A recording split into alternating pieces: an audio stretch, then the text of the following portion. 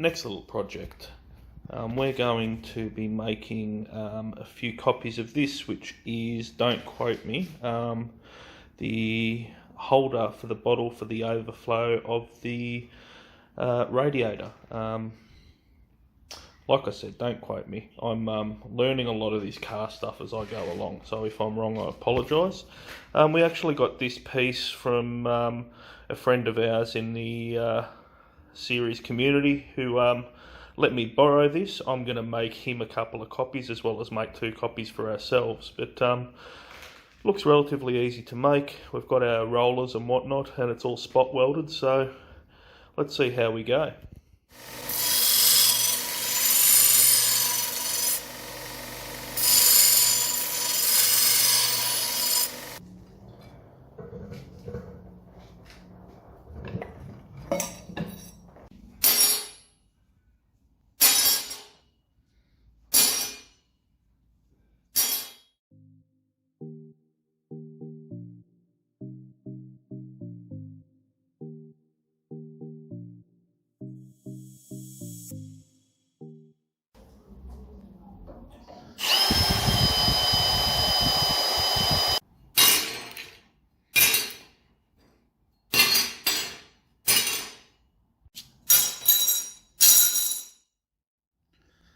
Alright, so I've got the majority of my components all done.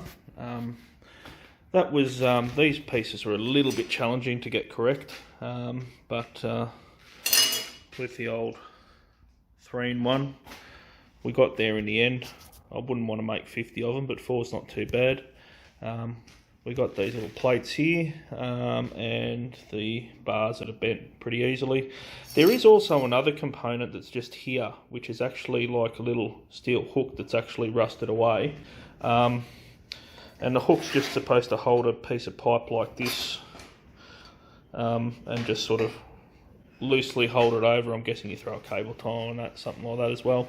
I'm going to spot weld all these components together, and then I'm going to try and spot weld a piece of steel that I've pre-measured. I've had a bit of an attempt to make a hook. That one's a little bit average, which I'm just sort of banging around a piece of round that's a good size. So yeah, we'll see how we go.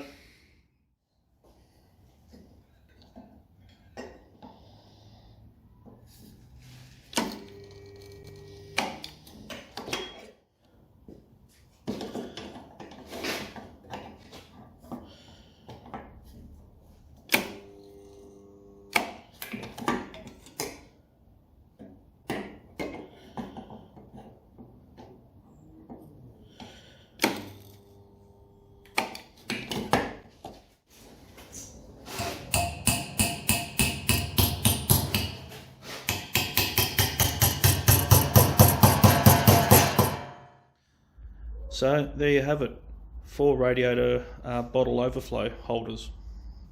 Took me most of the day, but I think we've had a good result. So 2 for us, and 2 of these will be going to our mate that was very kind to give me a lend of this one.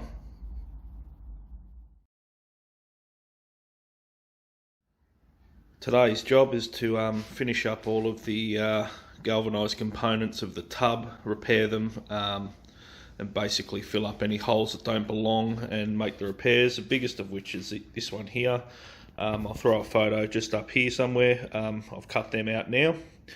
I've got these little patches to go back in, and luckily enough, my step drill, I was trying to figure out how I was going to get that hole without buying a specific hole saw, but that step drill should do the job. And the rest is pretty boring stuff, so I'll switch to a little montage of bits and pieces going on, and I'll see you in a sec.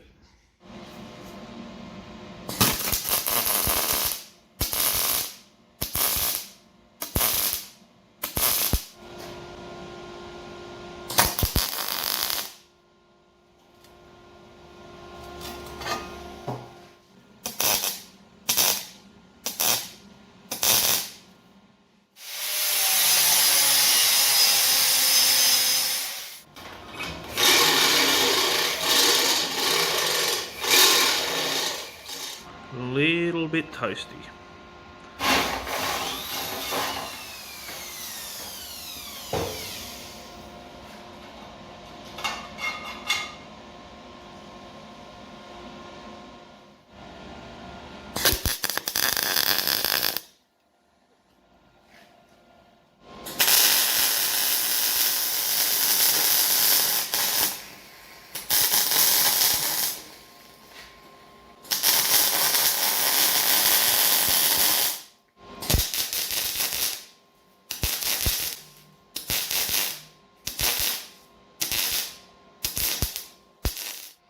So I'm up to the last two pieces, these long straight sections, and I found that there's been some fatigue cracking around the base of the weld. It was on both of them, but here's the one I've fixed so far.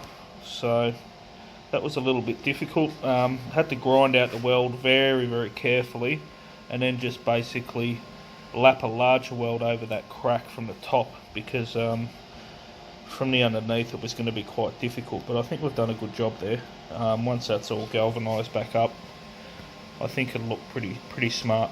So we'll get into the other one, fix up some of this damage, and then we'll wrap up for today. All done.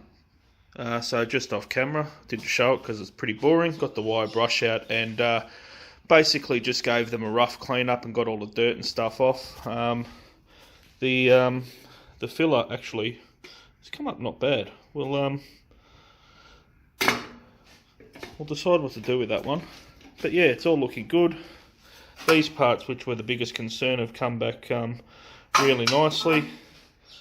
Obviously, we just spoke about those. All the damage and all the holes that shouldn't have been there have been removed. So now it's the next step will probably be the floor of the tub, and see if we can get that straight.